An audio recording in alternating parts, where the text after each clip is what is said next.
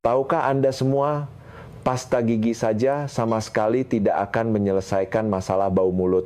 Banyak orang berpikir bahwa menyikat gigi dengan pasta gigi akan menghilangkan bau mulut, tetapi kenyataannya pasta gigi hanya menutupi bau tersebut sementara dengan aromanya, sedangkan penyebab utama bau mulut tetap tertinggal di sana.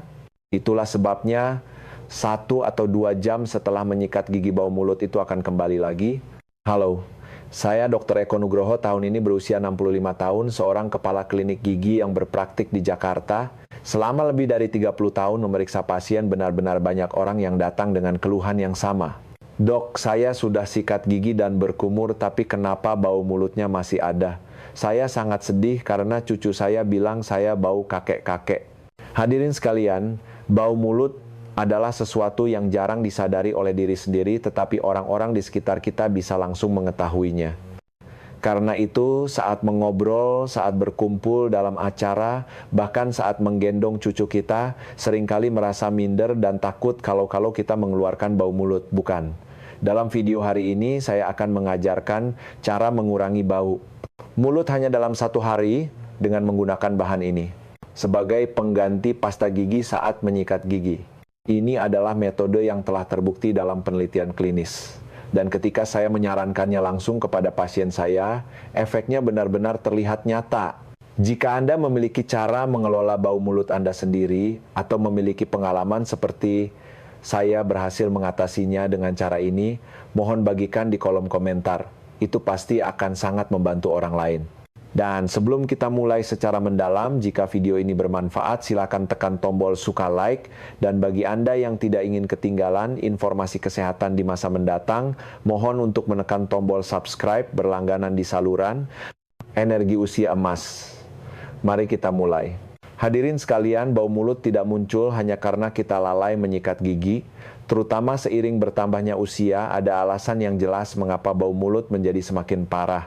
Pertama, sekresi air liur menurun. Saat muda, air liur keluar dengan lancar sepanjang hari, tetapi seiring bertambahnya usia, fungsi kelenjar ludah menurun sehingga mulut menjadi mudah kering.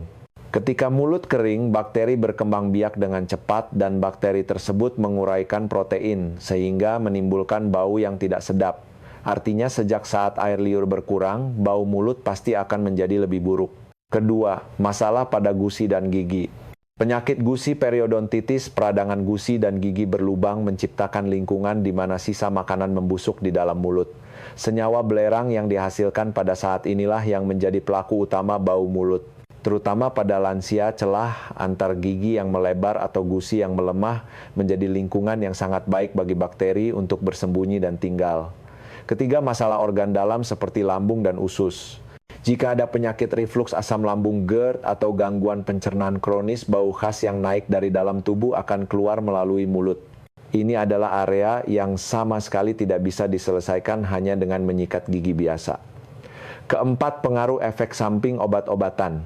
Orang yang rutin mengonsumsi obat darah tinggi, obat diabetes, antidepresan, dan sejenisnya sering mengalami efek samping berupa mulut kering. Ini juga mengurangi sekresi air liur dan memperparah bau mulut. Hadirin sekalian, yang penting adalah ini. Orang yang bersangkutan seringkali tidak sadar akan bau mulutnya sendiri. Meskipun Anda merasa baik-baik saja, keluarga, tetangga, atau cucu Anda akan segera menyadarinya.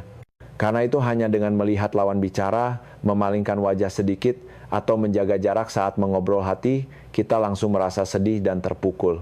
Pada akhirnya, bau mulut bukan sekadar masalah rongga mulut, melainkan berujung pada masalah psikologis. Kita jadi takut bertemu orang, kehilangan kepercayaan diri, dan dalam kasus yang parah bisa berkembang menjadi depresi. Lalu apa yang harus dilakukan?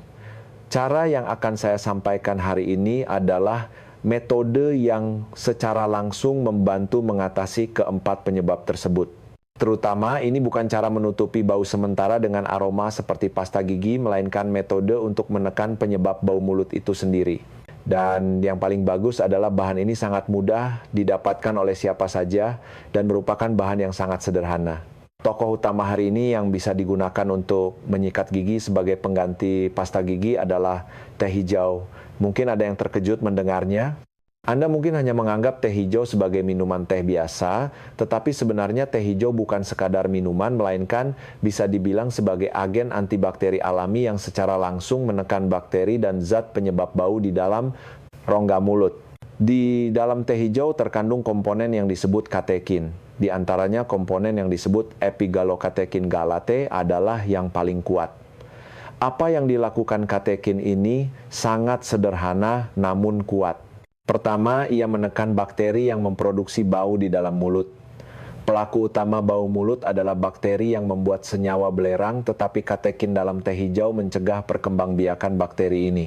Kedua, ia menetralkan zat bau yang sudah terbentuk. Ia berikatan dengan senyawa belerang yang baunya seperti telur busuk dan menghilangkan bau tersebut. Ketiga, ia merangsang sekresi air liur dengan menenangkan selaput lendir mulut. Ketika air liur bertambah, mulut akan bersih secara alami dan bau pun berkurang. Faktanya dalam sebuah penelitian di Universitas Kyoto, kelompok yang menyikat gigi dengan ekstrak teh hijau mengalami penurunan angka bau mulut yang nyata hanya dalam 1 hari. Studi klinis di Tiongkok dan Amerika juga melaporkan bahwa kelompok yang menggunakan ekstrak teh hijau mengalami penurunan drastis pada konsentrasi zat penyebab bau mulut dan skor kepuasan diri sendiri maupun orang-orang di sekitar. Mereka membaik secara signifikan. Ini bukan sekadar perasaan, tetapi hasil yang telah dibuktikan secara ilmiah. Hadirin sekalian, pasta gigi bekerja dengan cara menutupi bau dengan aroma lain sebisa mungkin. Karena itu, meskipun terasa segar tepat setelah menyikat gigi 1 atau 2 jam kemudian bau mulut akan naik kembali, namun teh hijau berbeda. Karena ia mengurangi bakteri pembuat bau itu sendiri dan menghilangkan zat baunya secara langsung, efeknya bisa bertahan sepanjang hari hanya dengan sekali pemakaian. Apalagi teh hijau adalah bahan yang sudah sangat kita kenal. Cukup dengan 1 kantong teh celup atau sedikit daun teh di rumah. Tidak perlu mahal, Anda bisa mendapatkannya di supermarket atau minimarket manapun. Artinya, metode yang saya bicarakan di video hari ini tidak memakan banyak biaya rupiah dan tidak perlu membeli obat khusus. Ini adalah metode yang bisa langsung diterapkan hanya dengan mengambil bahan dari dapur. Apakah Anda pernah minum teh hijau setelah makan? Rasa segar itu bukan sekadar pencuci mulut. Sebenarnya itu adalah fenomena yang memiliki dasar ilmiah di mana bakteri dalam rongga mulut berkurang dan kondisi segar tetap terjaga. Kali ini jika kita melangkah lebih jauh dari sekadar meminumnya dan memanfaatkannya langsung untuk menyikat gigi, masalah bau mulut pasti akan berubah. Singkatnya, jika pasta gigi ibarat kosmetik yang menutupi bau sementara, maka teh hijau ibarat obat yang mencabut akar penyebab baunya. Karena itu, jika Anda menyikat gigi dengan teh hijau sebagai pengganti pasta gigi, Anda akan merasakan bau mulut berkurang secara nyata, bahkan hanya dalam 1 hari. Mulai dari sini adalah bagian yang paling penting. Saya akan mengajarkan bagaimana cara menggunakan teh hijau secara tepat agar bau mulut berkurang dalam 1 hari. Saya akan menjelaskan satu persatu dengan sangat rinci tentang cara menyeduhnya dan urutan menyikat giginya. Pertama, mari mulai dari pemilihan teh hijau. Teh hijau memiliki 2 bentuk daun teh dan teh celup tiabek. Keduanya bisa digunakan, tetapi efeknya sedikit berbeda. Daun teh adalah daun asli yang dikeringkan, sedangkan teh celup berisi bubuk yang dimasukkan ke dalam kantong kecil bukan. Daun teh memiliki kandungan katekin yang lebih tinggi dan komponennya keluar lebih melimpah saat diseduh. Oleh karena itu, jika memungkinkan, menggunakan daun teh adalah yang terbaik. Jika tidak ada daun teh celup yang biasa ada di rumah pun sudah cukup bisa digunakan. Ketika mendengar bahwa teh celup bisa digunakan, mungkin Anda teringat ada kotak teh hijau, sisa bingkisan, atau parsel beberapa tahun lalu di suatu tempat di rumah, atau kotak teh di sudut lemari dapur yang belum habis diminum. Banyak yang berpikir, sayang kalau dibuang boleh tidak dipakai saja. Namun, fakta pentingnya adalah khasiat teh hijau menurun drastis seiring berjalannya waktu. Katekin komponen inti dari teh hijau adalah zat yang cepat mengalami oksidasi. Teh hijau yang disimpan terlalu lama tidak hanya berubah rasa dan aromanya, tetapi kemampuan untuk menekan bakteri dan menetralkan zat bau juga berkurang drastis. Sebenarnya jika dilakukan percobaan, ada hasil yang menunjukkan bahwa kandungan katekin berkurang hingga hampir setengahnya pada teh hijau dengan jumlah yang sama jika disimpan lebih dari 1 tahun. Artinya, meskipun diseduh dengan cara yang sama, kekuatan untuk menekan bau mulut akan jauh lebih lemah dibandingkan teh hijau segar. Masalah lainnya adalah lingkungan penyimpanan. Teh hijau sensitif terhadap kelembapan suhu dan sinar matahari. Jadi jika tidak disimpan di tempat yang sejuk dan tertutup rapat, jamur bisa tumbuh atau bau tak sedap bisa meresap. Dalam kasus seperti ini, alih-alih mengurangi bau mulut justru bisa meninggalkan rasa dan aroma yang tidak enak. Meski begitu, bukan berarti teh hijau lama sama sekali tidak bisa dipakai. Minimal jika belum kedaluarsa bisa digunakan 1-2 kali untuk keadaan darurat. Namun jika Anda menginginkan efek yang pasti, saya sangat menyarankan untuk menggunakan teh hijau segar yang baru dibeli. Terutama saat digunakan untuk tujuan memperbaiki bau mulut karena komponen katekin harus semaksimal mungkin masih aktif. Teh hijau yang dibuka dalam waktu sebulan atau paling lama setahun adalah yang paling ideal.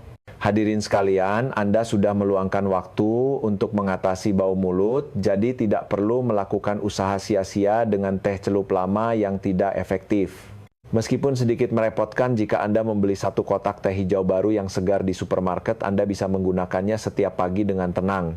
Kesimpulannya, sebisa mungkin gunakan daun teh. Jika menggunakan teh celup, karena teh celup lama efeknya menurun, persiapkanlah yang sesegar mungkin. Sekarang saya akan membicarakan cara menyeduhnya. Biasanya saat minum teh hijau, kita menyeduhnya agak encer, tetapi saat digunakan untuk menyikat gigi, penting untuk menyeduhnya dengan pekat. Tuangkan air panas sekitar 1 gelas kurang lebih 200 ml, lalu masukkan 1 sendok teh daun teh hijau, atau jika menggunakan teh celup, masukkan 2 kantong. Jika air terlalu panas, komponennya bisa rusak, jadi air dengan suhu sekitar 70 hingga 80 derajat Celcius, yang sudah didiamkan sebentar setelah mendidih adalah yang paling tepat. Dalam kondisi itu, biarkan selama sekitar 5 menit, maka akan menjadi air teh hijau pekat dengan katekin yang terekstraksi maksimal. Air teh hijau yang dibuat seperti ini harus didinginkan agar suhunya tidak terlalu panas sebelum digunakan. Selaput lendir mulut sangat sensitif, jadi suhu yang mirip dengan suhu tubuh atau sekadar terasa hangat adalah yang paling tepat. Jika terlalu dingin atau terlalu panas bisa menimbulkan iritasi, jadi dinginkanlah secukupnya sebelum digunakan. Sekarang saya akan mengajarkan cara menyikat giginya. Pertama, siapkan sikat gigi seperti biasa. Jangan gunakan pasta gigi, ambil sedikit air teh hijau yang sudah diseduh tadi, dan basahi sikat gigi. Dalam kondisi itu, sikatlah seluruh gigi seperti menyikat gigi biasa. Sikatlah bagian luar gigi, bagian dalam, hingga permukaan kunyah secara menyeluruh. Yang paling penting adalah lidah dan gusi. Bagian terbesar dari bau mulut berasal dari lidah. Ini karena bakteri penyebab bau berkembang biak di dalam lapisan putih yang menempel di permukaan lidah. Jika Anda membasahi sikat gigi dengan air teh hijau, lalu menyikat permukaan lidah dengan lembut seperti membelai, Anda bisa mengurangi penyebab bau mulut secara drastis. Begitu pula dengan gusi. Sisa makanan sering terselip di antara garis gusi dan gigi, dan bakteri berkembang biak di bagian tersebut. Jika Anda menyikat bagian gusi dengan air teh hijau, efek antibakterinya akan langsung mencegah peradangan dan bau. Setelah menyikat gigi, diperlukan tahap berkumur. Ambil sedikit sisa air teh hijau ke dalam mulut, dan kumurlah selama sekitar 30 detik. Jangan asal meludahkannya, tapi penting untuk menggerakkannya perlahan agar air teh hijau menjangkau seluruh sudut mulut, sela-sela gigi, bawah lidah, hingga sela-sela gusi. Lakukanlah seolah-olah Anda sedang melembabkan seluruh rongga mulut dengan komponen teh hijau, mirip seperti berkumur dengan obat kumur. Setelah menyelesaikan proses ini, mulut akan terasa sangat segar, dan sebagai ganti aroma kuat khas pasta gigi, akan tertinggal aroma teh yang lembut dan menenangkan. Kondisi inilah yang membedakannya dengan pasta gigi. Pasta gigi adalah aroma buatan, sedangkan teh hijau secara bersamaan menekan bakteri dan menghilangkan bau, sehingga daya tahannya jauh lebih kuat. Berapa kali sehari sebaiknya melakukan ini? Yang terbaik adalah 2 kali di pagi hari. Pagi hari segera setelah bangun tidur, dan kemudian malam hari sebelum tidur untuk mengurangi bakteri di mulut dan menjaga kesegaran sepanjang hari. Terutama sikat gigi pagi wajib dilakukan. Karena sekresi air liur menurun di malam hari dan bakteri berkembang biak sangat banyak, menyikat gigi dengan teh hijau di pagi hari akan mengurangi bau mulut seharian secara drastis. Jika Anda khawatir dengan bau mulut, setelah makan siang membawa 1 kantong teh celup untuk diseduh dengan air panas, lalu digunakan sekadar untuk berkumur pun akan sangat membantu. Meskipun tidak bisa menyikat gigi lama-lama hanya dengan berkumur ringan menggunakan air teh hijau, Anda bisa mendapatkan kesegaran yang bertahan jauh lebih lama daripada pasta gigi. Setelah mengetahui Cara penggunaan dasarnya hanya dengan sedikit memperhatikan hal berikut, efeknya akan menjadi jauh lebih besar. Pertama, gunakanlah dalam keadaan hangat kuku, suam-suam kuku. Saat menyikat gigi, pastikan untuk mendinginkannya hingga suhu yang mirip dengan suhu tubuh, yaitu sekitar 35 hingga 40 derajat Celcius. Kedua, gunakanlah segera setelah diseduh. Jika teh hijau didiamkan terlalu lama setelah diseduh, oksidasi akan dimulai dan komponennya berkurang. Oleh karena itu, sebisa mungkin gunakanlah segera setelah diseduh. Ketiga, tahan di dalam mulut dalam waktu yang cukup lama. Jika Anda berkumur sambil menggerakkan air teh hijau dan sikat gigi selama hampir 1 menit, efeknya akan berlipat ganda. Di sini yang penting adalah poin bahwa ini adalah pengganti pasta gigi. Bukan menambahkannya di atas pasta gigi, melainkan melakukannya hanya dengan air teh hijau tanpa menggunakan pasta gigi sama sekali. Pasta gigi hanya menutupi dengan aroma, tetapi karena teh hijau mengurangi penyebabnya itu sendiri, perbedaan ini akan terasa pasti meskipun baru 1 hari. Saat bau mulut sedang parah, cobalah lakukan secara intensif 2 kali sehari selama 1 hingga 2 minggu. Dengan begitu, Anda akan segera merasakan efeknya. Dan setelah baunya stabil, cukup lakukan 4-5 kali seminggu. Di hari-hari sisanya, Anda bisa menyikat gigi dengan pasta gigi biasa.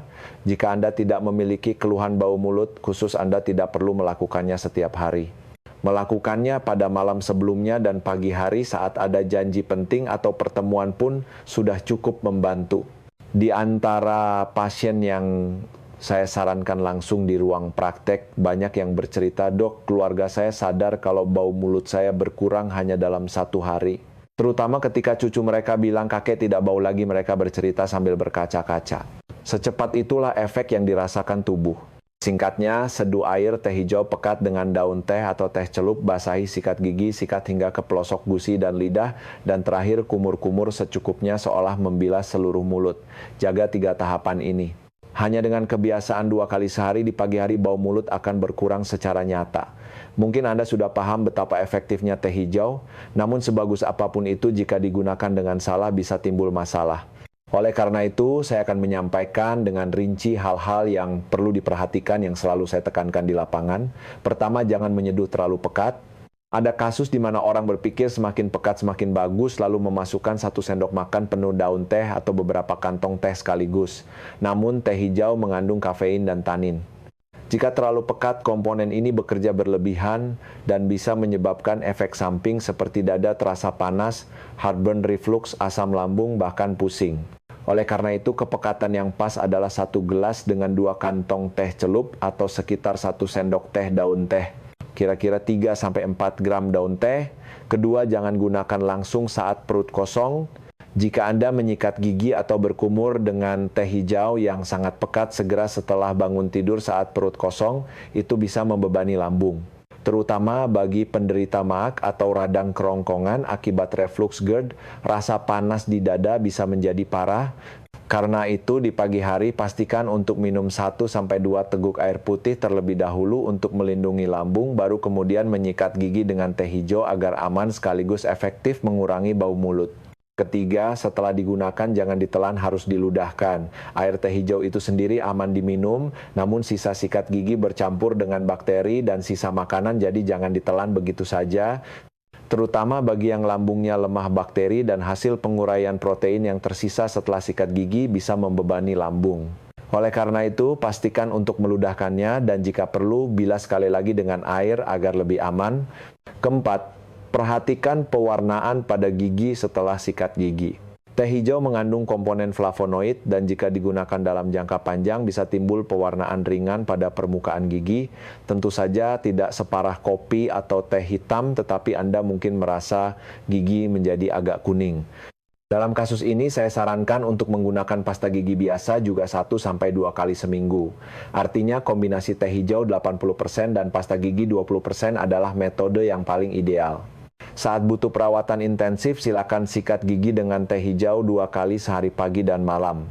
Tetapi selama periode itu pun perlu menyikat gigi dengan pasta gigi biasa sebagai pengganti teh hijau sekitar 1-2 kali seminggu. Bukan berarti harus menyikat gigi 4 kali sehari, tetapi karena 1 minggu ada 7 hari dari total 14 kali sikat gigi.